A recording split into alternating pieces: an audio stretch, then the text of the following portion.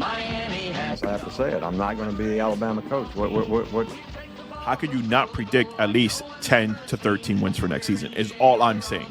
But again, Jesus Christ, 13 wins. I said you want an opportunity to play, and the Jets are giving me an opportunity to play. I'm sorry. I just remember that you compared Gesicki to Kelsey. I'm sorry. I did not. You know No question what? about it. I am ready to get hurt again. And hurt we did. Hurt I was. Hurt the fan base was at MetLife Stadium. Ladies and gentlemen, this is episode 6 of the Battered Phins Fans podcast. And what a week to be battered. And I mean that in the figurative sense and literal sense. Danny, it was a battering week, sir. How the hell are you doing today? I am doing great. I've been looking forward to this show all week, Manny. Well, it's nice of you to say that you've been looking forward to this episode, even though you kind of battered me some more on our Jet show. And, you know, I took it like a champ. I'm going to say that. I took it on the chin. You did. Like I will give it to you. You took it you took it on the chin like a straight champ. And I appreciate you for being a good sport. Well, and again, this is how we make it work, because we're at the end of the day, we're able to be honest about what our teams are. And Danny, what a game to be honest about. There's a lot of points to get to. For sure. And let's not spend too much time on it, because obviously it already happened 3 days ago from the time we're recording this live. But let's touch on the biggest thing, because it happened immediately at the game. One quick point, obviously. That first offensive play for you guys. Yeah, first offensive play of the game. Two things to touch. One thing I've told you since the beginning of the season, I think Sauce Gardner is special. And what a way to make the kid say, hey, bring him to the league, send him on an all-out blitz right away, and he gets the hit on Teddy B, intentional grounding penalty, which, again, I don't know if you went back and saw the show, the game like I did. Durham Smythe was in the area of where that ball landed, but because he was actively blocking, he was blocking though. He was at no point did he disengage from the correct from the and defensive lineman. That's why I agreed with that portion. I agreed that it was a safety. I agreed that it was intentional grounding. But let's move on to that quote unquote stumble. Now, I don't know how you noticed what was happening. I didn't notice right away. What I noticed after he took the hit, he got up, he walked to the sideline. He's thinking that he probably got away with a safety. Then all of a sudden they have the conversation, blah, blah, blah. I see him walking to the sidelines. That's all I saw from that play. Long and behold, they come back from commercial break, and all of a sudden I see Skylar Thompson throwing a few balls with his pink Crucial hat on. I'm like, why is this man throwing passes? And then long and behold, a few moments later, I see Teddy B running to the – I'm like, all right, maybe they're just going to go evaluate him, because at that point, they're not talking concussion. At that point, he landed on his shoulder. Right. I didn't see any head. I'm like, all right, maybe he just hurt his shoulder. It's a little stinger. Take him to the locker room, give him a shot. He'll be right back. Skylar Thompson gets out there. I can't recall if it was 3 and out or not. All I know is you guys got the ball back pretty quickly, because you came down and scored a field goal. And then all of a sudden I hear Teddy Bridgewater has been ruled off for the game because of the concussion protocols. And then later found out it was due to a stumble that the separate person, the spotter saw. Mm-hmm. Now, I enjoy watching All 22. I tell you, it's one of the best things that NFL Plus has ever came out with. Danny, at any point in time, up to this point, today is Wednesday, the 12th. Did you notice a stumble at any freaking point? No, at no point did I notice a stumble. What I do think, and I'm sure we're going to get into it right now, is I think you guys going to have the unfortunate luck of dealing with the brunt of this little Tua, I don't know if you want to say a scandal or controversy, but because you guys had happened to you what happened against the Bills, where he did stumble, they come back and they said that supposedly the doctors were right and he cleared. I don't care what you say. To me, he had a concussion. The way he stumbled, to me personally, I think he had a concussion, and they're just trying to cover their ass. I could be wrong, but that's just what I believe. But because of that, I think you guys, you're wrong. Right. Just based on paperwork. Go ahead. That's fine. So I think based on that, I think you guys are no longer going to get the benefit of the doubt. And I think because you guys don't get the benefit of the doubt, it's almost like a punishment for what happened with the Bills, and then 4 days later against the Bengals. I think the NFL is going to come down a little harder on you than they would on just about anybody else. And I know this because I knew absolutely every big hit that happened this weekend because everybody on Dolphins Twitter decided to repost them all because they're like, what happened? Why isn't this guy out of the game like Teddy Bridgewater? What happened here? Why isn't this game out of the – oh, Zach Wilson, he got popped in the head. Why isn't he out of the game? And, again, it's because you guys are now going to be targeted by the NFL. Yeah. Braxton Berrios, wind knocked out of him. So if you say so. Yeah. Right, exactly. So it's all going to be because you guys are now the example. You guys messed up. Say what you want. I from the day that happened, I know he came out and he played great the second half against the Bills. But I always thought when I saw him back there, that's a bad PR move, man. Like the way it looked, obviously because he performed well, you kind of forgot it. But the way he looked, no way should he have been back in that game. And I was so shocked when I saw him come back. But like you said, officially through paperwork, he supposedly passed. So there's nothing I can really say against that. But I think you guys are going to have to deal with the repercussions of that for the rest of the season. Okay, fair enough. And I appreciate that point. But yeah, that Braxton Berrios hit, you saw Javon Holland lay the hammer down on that guy, and he stayed down a while. And usually, correct me if I'm wrong, even before concussions were like as tip of the point as they are now, when a player is down an extended period of time, they have to come out of the game. And granted, you guys had just scored, so it is what it is. It was a touchdown, right? But no trainer at any point was checking him out. Like he knelt there for. The reason that he didn't is because at no point did he have an opportunity to go back onto the field because, I mean, they had just scored. So he was going to be on the sideline one way or another. So I think that's why they didn't really go and check on him. Got it. Not even the refs. The refs were like, it is what it is. He scored a touchdown. Let him be. But I agree with you.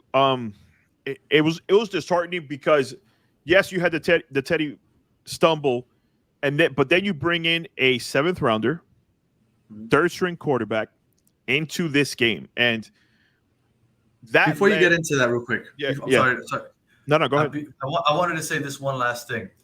If Teddy Bridgewater does throw the ball at somebody's feet who isn't blocking and they call it an incomplete pass, the next play happens right away and Teddy Bridgewater doesn't get taken out of the game. That's what I think. What do you think? Fair enough. I think it's a valid point. I think that if it's the penalty and it's not a safety, Teddy's still on the field. I agree. Right, because it's just that they had so much time to think about it. They started talking about the safety. They went to commercial break, and the people up on the booth are like, "Hey, could you run that tape back a little bit so I can see that again?" Maybe he did stumble. Hard. Yeah, you know what? Maybe we want to be cautious. You know what? You know what happened a couple of weeks ago, right? Call it a stumble. Call it a stumble. So I think that if that play goes on and it's just an incomplete pass, and then go ahead 2nd down in 40 seconds, I think he stays in the game, and this is an issue. But because of the safety, the discussion about the safety, the commercial break, it gave the spotter an opportunity to make that happen. Fair enough. What were you saying about Skylar Thompson? No, I think it's a valid point, and it leads into the whole fact that they had to come off the field.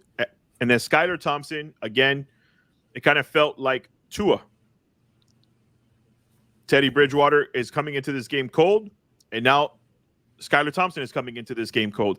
And I get it. It happened right away. It wasn't like kind of like Tua's. It was leading into halftime. You have a whole half to prepare. But still, at this point, Teddy Bridgewater is taking all the snaps for this upcoming game, prepping for the Jets, and Skylar Thompson is taking mental reps. You know, he doesn't have the cadence down. He doesn't have the snap count down with his starting offensive line. It's not as simple as just, here a 7th rounder who's never seen a real NFL defense. Go in there and do your job. And the reason I'm bringing this up is not to make an excuse about you guys getting the dub, but more about the bashing that came from it. I think that people were way absolutely too high on Skylar Thompson because of how he performed in the preseason. Now, again, you and I discussed him right before the preseason started, and I said, based off what he was facing as far as 2nd and 3rd defenses, he did everything he was supposed to do. The Jets won this game because they beat who was in front of them. Skylar Thompson looked great because he was going against 2nd and 3rd stringers, even at times 4th stringers who was trying to basically make a job or get a job on their NFL team. So I said he looked good based off the fact that he was picking on people and it looked real nice. His throws were accurate. He was rolling out of the pocket well. Everything you want to see from a quarterback, he was doing well in preseason. But look, if Tua didn't exist, right? Yep. And Teddy Bridgewater was the starting quarterback with the Miami Dolphins, Yep. and Skylar Thompson was a second-round pick that you were hoping to see later on in the year. And he came into this game, and again, no Tua exists. Right. If I see Skylar come in with no preparation and he plays the way he played, I wouldn't feel bad. I thought he played okay. For the fact that he didn't prepare for the game, he didn't lose you the game. Nope. You had a chance to take the lead late in the early in the fourth quarter if you didn't miss that field goal. So he kept you in the game. So I wouldn't be bashing Skylar Thompson. I think he played well. I think it was your defense that lost you the game, and the offense. I mean, look, Skylar Thompson didn't light it up, but the Jets were getting to him at will. We had like 13 QB hits. 16. Carl Lawson, 16 quarterback hits. 16, and Carl Lawson had 7 all on his own. So it's not like they made the day easy for this rookie in his debut game. So I think playing, and obviously we'll get into this later, but the Vikings have a really bad pass defense. This is the game where you find out if Skylar Thompson has a future. And again, we'll get into that later. Right. But let's talk about that point. 16 quarterback hits on a rookie who's never seen an NFL defense. And at the end of the day, he was able to get away from most of them, get rid of the ball on time to not take that sack, because out of 16 quarterback hits, there was only 1 sack the whole entire game. I would say those are pretty winning numbers. Yeah, he took a lot of. And he didn't prepare for this game either. At no point did. I mean, I'm sure he thought that it was a possibility, but he wasn't ready for this moment. I'm going to throw this one to you before, because I know that you're going to throw a shot. You were going to throw a shot at him anyways, and I feel like I should beat you to the punch here. Our emergency quarterback for this game was Cedric Wilson, and I had to stop process in my head when I heard that on TV, and I was thinking about you. I said, maybe as an emergency quarterback, he'll play much better than what he's currently getting paid for at wide receiver. That was my thought process during the game. That at any point, I tried to tell you this before the season started. I told you, this guy is not good. I don't know why you guys paid him that money. He's a professional wide receiver, so obviously he can catch a ball here and there, but he's not going to be a difference maker, and he's showed that so far. I had the same thought. I was like, oh, he's the emergency QB. Maybe he'll earn his money today. I knew it. I knew you were thinking the same thing, because I was. My thought process, and I'm sure that other Dolphin fans agree, the thought process is that having Jalen Waddle and having Tyreek Hill as distractions would kind of benefit the same. And I get it. Cowboys offense is much different than what McDaniel's running. I get that. Mm-hmm. But I figured having those two distractions is kind of like having Amari Cooper and CeeDee Lamb. There should be opportunities for him to shine, at least in this offense, which is predicated on running the ball, play action, and getting open. My guy, I watched the All-22. When he was in there, he wasn't getting that open, even against your third corners that aren't that good. So I don't respect on Michael Carter's name, man. Our nickel corner is pretty good. Yeah, but he ain't no sauce. But no. Listen, Tyreek Hill did his job as well. That's one thing to bring up about this game. He had 7 catches, 72 yards. But the most part was those 2 big pass interference penalties that he was – listen, Sauce hasn't been handsy, but this game he got handsy, and so did your other corner. My mind's slipping right now, but I'm sure you saw it. Yeah, they were getting handsy with Tyreek Hill. There's no way to defend Tyreek Hill because he runs so fast that you have to go full-out sprint after him. And if that ball that Sauce got the penalty on, it was slightly underthrown. So Tyreek had to come back for it. And in coming back for him, he's running straight into a Sauce that's running full speed also. It's impossible to stop. It's a pass interference. It's almost like just call that play every play, and you're either going to get a reception or you're going to get a flag. And it's almost unfair, honestly. Another thing, real quick, and I know we're spending a lot of time in this game, but watching the All-22 – there has to, and I get it, he's cleared to play this week, but Jalen Waddle's another one, man. That speed he has is ridiculous as well. He has to be injured, though. The way he's coming off the ball, it's not the same that I saw through weeks 1 and 3. It has nothing to do with the defenses that we're playing. If you guys just watch it, if you have NFL Plus, watch it. He's not getting off the ball the way he's been getting. It could be the same Xavier Howard injury. Maybe he's dealing with a groin. Maybe it's a quad. But again, it's definitely affecting him. Cheetah's a whole nother beast. We know that already, even on an injured Paul, as he called it. The guy's still getting behind defenses. But Danny, let's move on to a topic that I'm sure you're gonna enjoy talking about. Well, before we move on to another topic, just real quick, one positive for you guys, the run game. Oh, yeah. You guys finally started running the ball. You guys hadn't done that all year, and you started doing it successfully. At one point, I started getting frustrated. I was like, these guys are going to beat us off the run play. Something that I wasn't expecting. And it felt like it was the same run play over and over again. It was like 18 carries, 108 yards. I'm like, where has this been all season? And I told you coming into this game that I felt like if there was going to be a time where you have to protect the ball and you have to protect Teddy, that it was going to be you have to put the run together because that's been the weakness for the New York Jets. I said you have to try to get that run game going. And Raheem Mostert, awesome. One thing we talked about in preseason was the addition of Chase Edmonds catching the ball to the backfield. These last 2 weeks, what's going on with Chase Edmonds catching the ball to the backfield? Another drop this past week. Yep. I don't. He doesn't look injured at all because he still has good speed. It wasn't as big as the Bengals drop, but for sure. Oh, for sure, because that touchdown was big, especially while Tua was still in. But again, alas, let's move on to the other part that you like picking on a lot. Is the defense as bad as everyone says it is? Now, Danny, yes, it is. You have been a big proponent that you thought that the strength of this team was going to be the defense, and they fooled me 2 years in a row. 2 years in a row, they fooled me. A lot of people thought the same way you did, as I did. You've been a big fan of them. I told you last year, I think the majority had to do with the strength of schedule at the end of the season. The zero blitz just becoming that much more effective. But having a healthy Byron Jones and Xavier Howard on the field probably helps a lot too. But for sure. Here's my thing. Since the Bills game, since the Bengals game, since the Jets game, Danny, they've been on the field 90% of the time compared to this Miami Dolphins offense. I'm like, I get what you're saying, but outside of those last 10 minutes against the New York Jets, they haven't really been beaten on defense, is my point.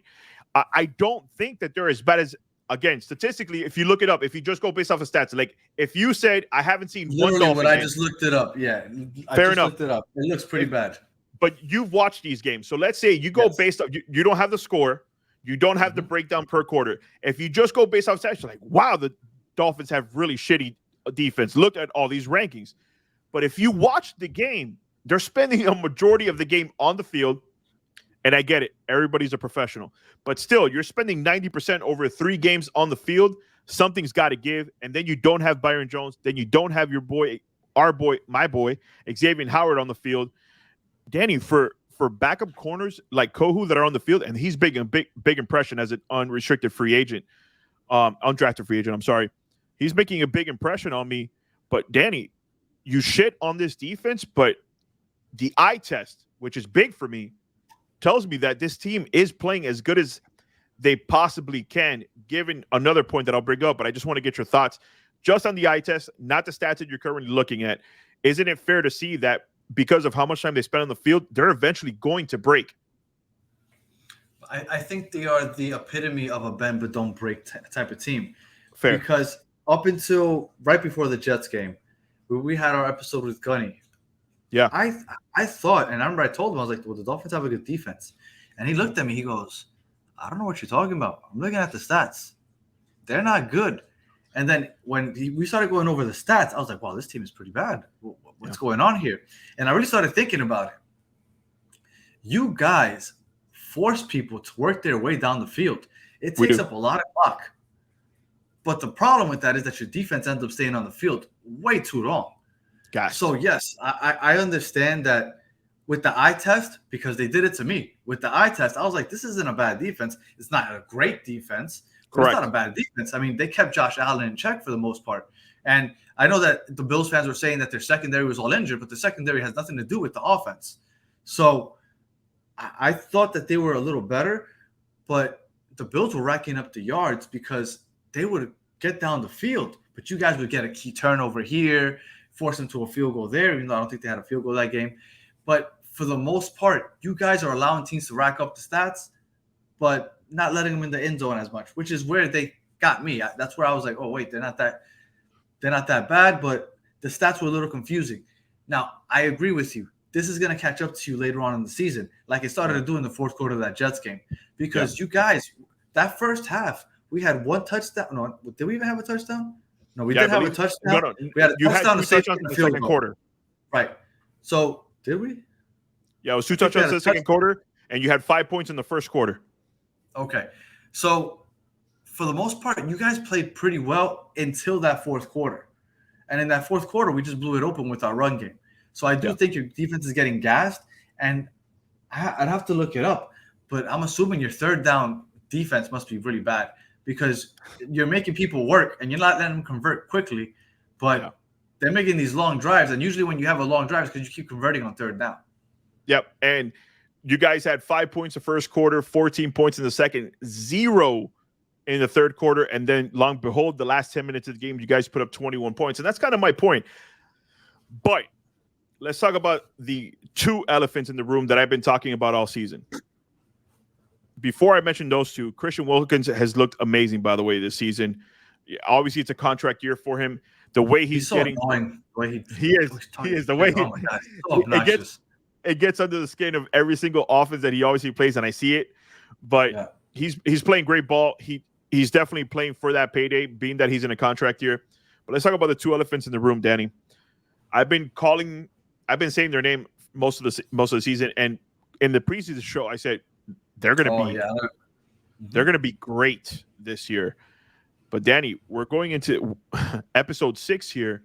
Where is Jalen Phillips and where is Emmanuel Ogbah? Now I get Andrew Van Ginkel getting the weight back.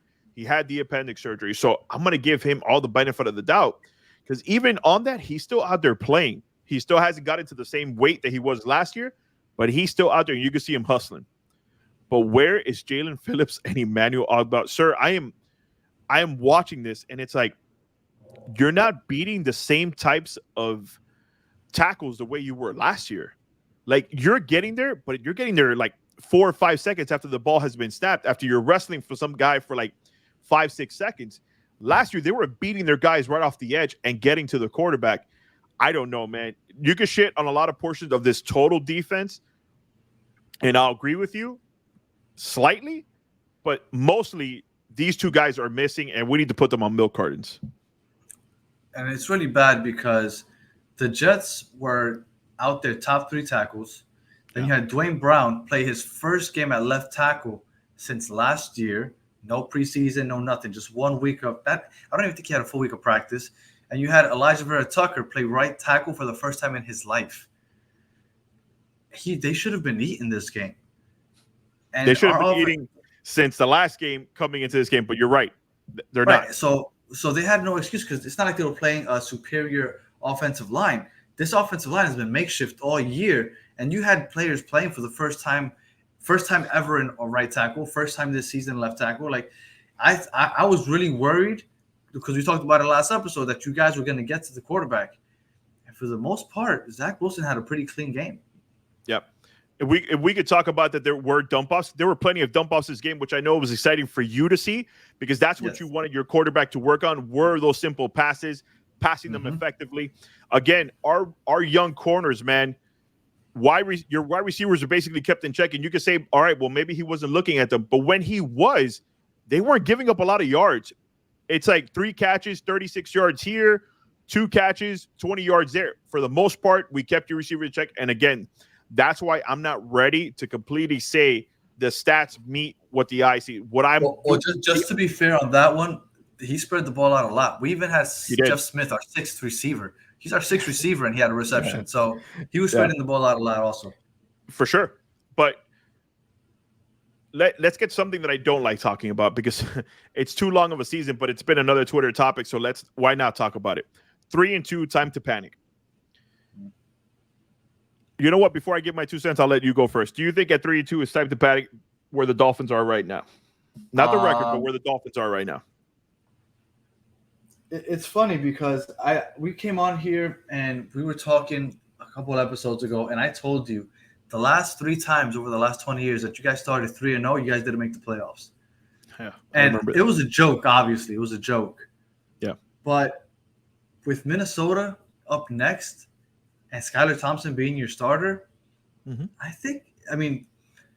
it's not time to panic just yet. Okay. But you know how on those military ships or whatnot, how there's like a glass cover on the panic button, and you gotta like flip it up.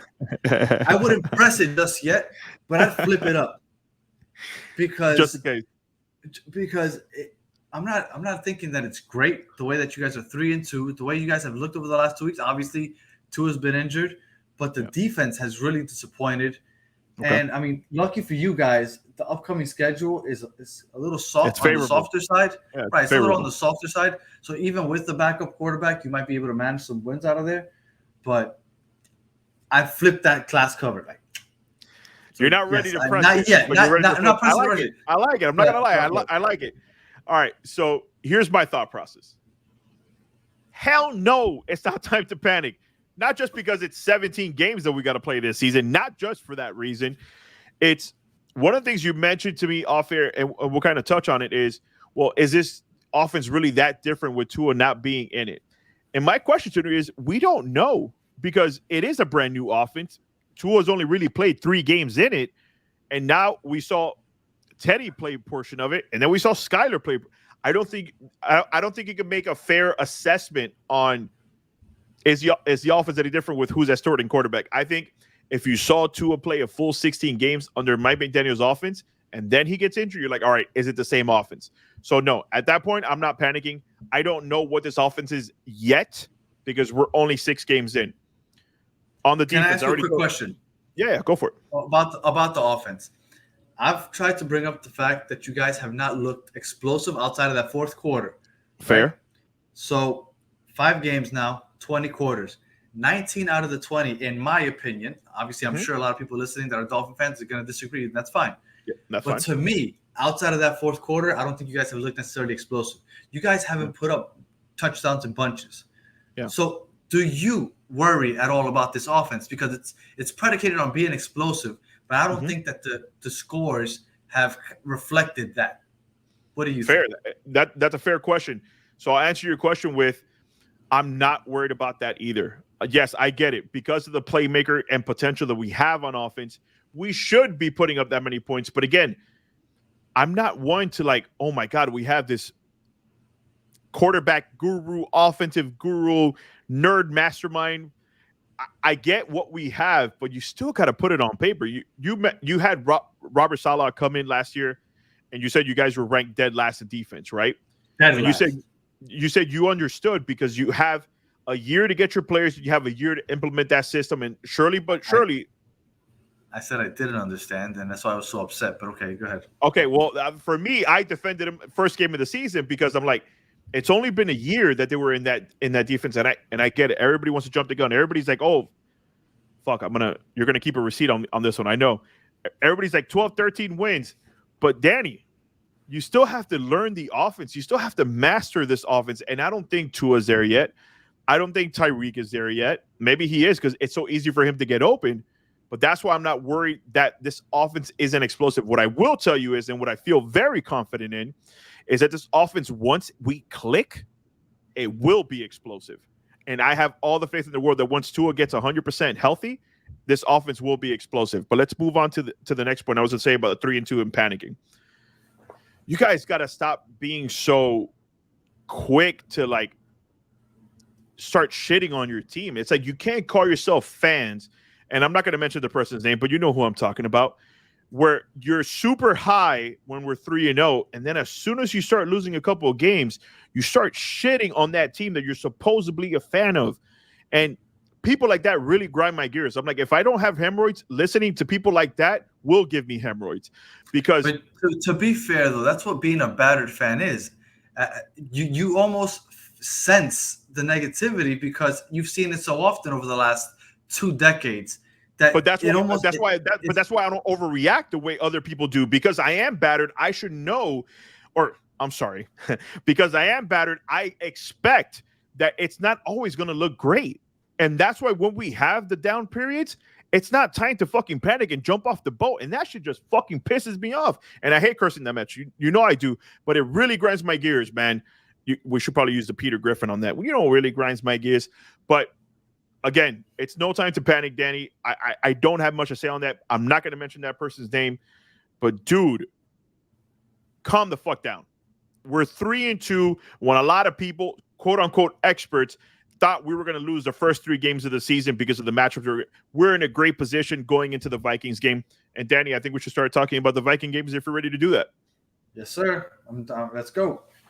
All right. Well, the Purple People Eaters are coming to town, Danny, and we're back at home.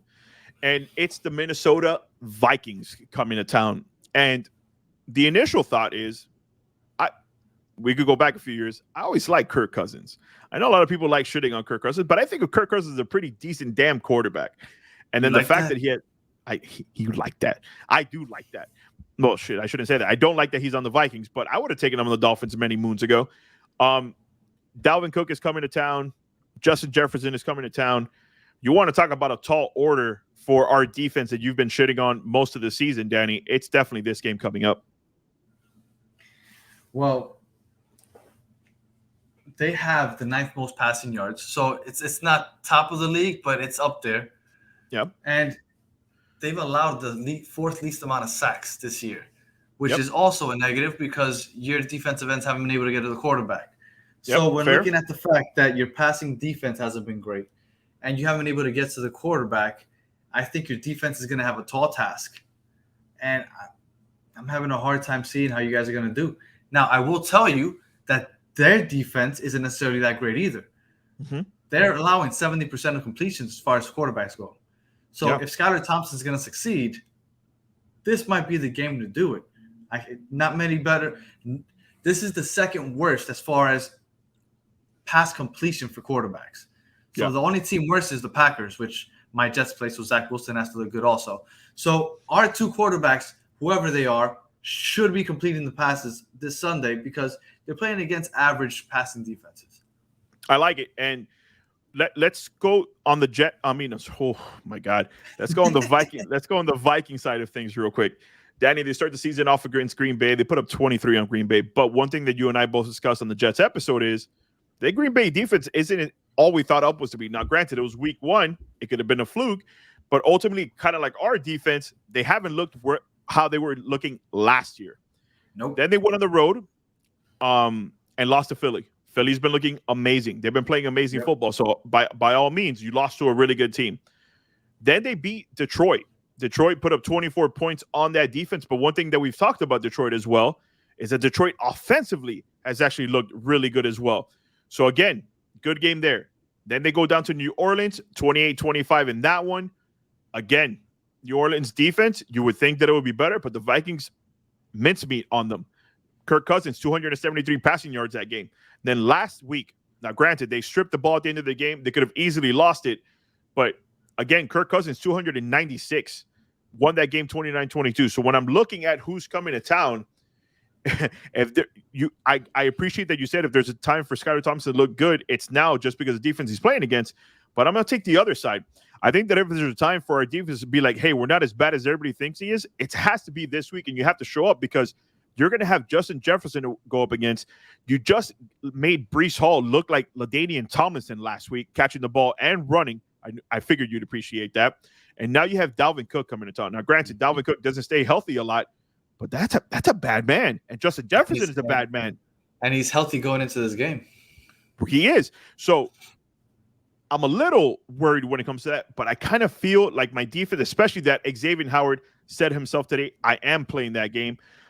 Even at 90% Xavier Howard, I think he could slow down Justin Jefferson the way he did Stephon Diggs. I don't know, man. Xavier Howard's had a rough year so far this year. He has. And I feel like it's even gotten to his head because at least from when I've watched the Dolphins in prior years, I've never seen him kind of lose his head and make such stupid mistakes. But he's even had personal foul penalties, which I'm like, this is out of character. Right. It is out of character for him because it's not something he usually does. But that's kind of why I feel that if there's a game to show up for our defense, it's this one. They're going to be back at home. Dolphin Stadium's going to be rocking. I know it's Hard Rock Stadium, but I felt like calling it Dolphin Stadium. I think Dolphin fans are going to be rocking and supporting the team. My inkling says it's going to be a close game because the Vikings don't always do what they're supposed to do. And this game, I should let you know, they have them favored 68%, but it's only we're only 3.5 underdogs at home. Do you think there's something that maybe they're noticing that I'm kind of noticing as well? I guess the Vikings haven't necessarily looked very impressive either. I mean, they eked out that win against the Saints. Yeah. They beat the Packers, which, I mean, the Packers, like we They said, just lost to the Giants. right, which is incredible. Right. I really don't know. I mean, their pass defense hasn't looked great. I'm not sure why they're only 3.5-point favorites. Yeah. But I mean, you stumped me there. I had no idea that the game was going to be called so closely. I thought they would be much higher favorites at that point. And let's talk about something real quick, and then we'll move on to finally predict this game. Kirk Cousins on the season, 7 touchdowns, 5 interceptions. Again, he takes care of the ball sometimes, but then sometimes those 5 interceptions are a glaring point that he'll take some shots when they're not there. If Xavier's on the field, I think he'll take advantage of those facts, and that just leads us into prediction time for this week. You don't want to predict it yet. All right, go ahead. Why is Skylar Thompson starting over Teddy Bridgewater? You said it. He's still going through concussion protocol. But supposedly, if he passes concussion protocol, they're still going to have him as a backup. Correct. He said because he hasn't been able to get on the field yet. So they said that even if he goes through the steps, let's say tomorrow, and he's able to sort of go cautionary reasons, they're going to hold him out, and he'll be Skylar Thompson's backup for the game. Okay, so if he doesn't pass these, is Cedric Wilson going to be the 4th quarterback? Reed Sennett will be our quarterback. Okay. You're good now? I was like, why is he already announced as the starting quarterback? What happened to Teddy? I like it. You want to know why? For 2 reasons, being that you wanted to bring it up. We know what Teddy Bridgewater is. There's a reason he's still in the NFL. He's a good quarterback.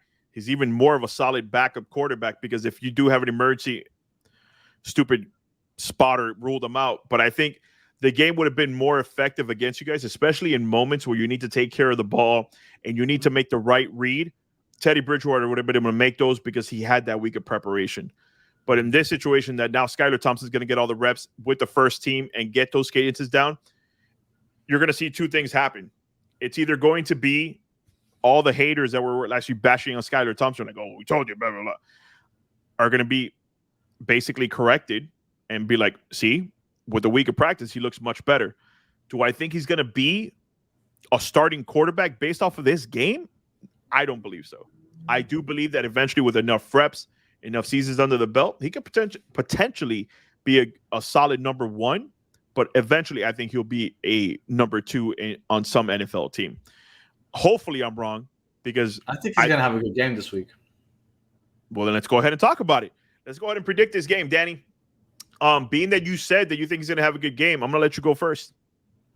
Well, like we just said earlier, the Vikings don't have a good pass defense. Yep. They're allowing QBs to complete 70% of their passes. Skylar Thompson didn't show it too much as far as gaining a lot of yards with his legs, but obviously he was getting away from the pass rush with his legs because we were pressuring like crazy, but we weren't getting those sacks. Yep. So I think he'll get his legs to produce. I'm sure Mike McDaniel will cook up some type of – because the game plan was for Teddy Bridgewater, not for Skylar last week. Yep. So if Mike McDaniels is who that everybody says he is as far as an offensive genius, he's going to have something tailored to Skylar. And I think that he's going to do well. I don't think you guys win, though. I think you keep it close. I don't think that your defense is going to be able to contain Dalvin Cook and Justin Jefferson, Kirk Cousins, Adam Thielen, all of them. I unfortunately, for you, unfortunately, I think you guys go down. I'm going to say 30-17. 30-17. Okay. Yeah.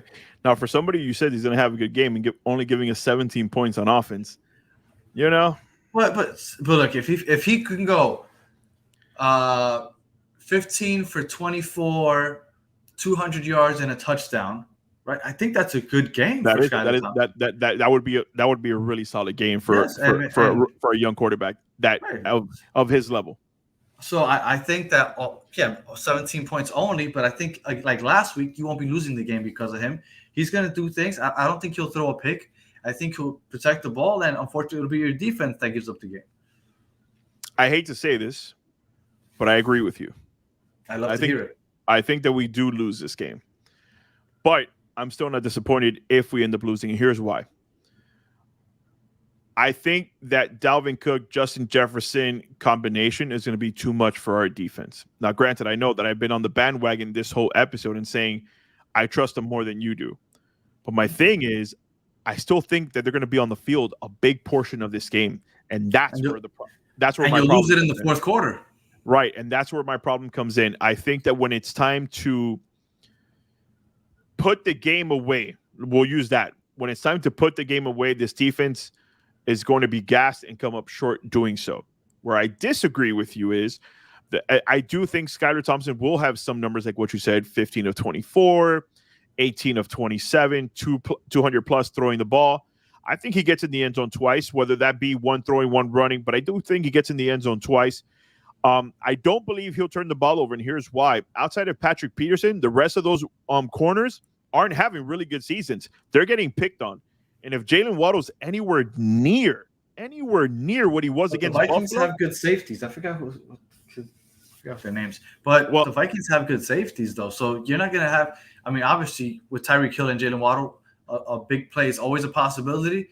But I'm talking about even the short. I'm talking about just the short and beating your man. Yak. Correct. Just getting down the field, catching those short passes, and taking advantage is kind of what I meant. I think that the rest of those corners aren't on Patrick Peterson's level, but Patrick Peterson's level is not that high. I think Tyreek Hill will take advantage of an older Patrick Peterson, better than what he could do against Sauce Gardner last week. I think the game is close again.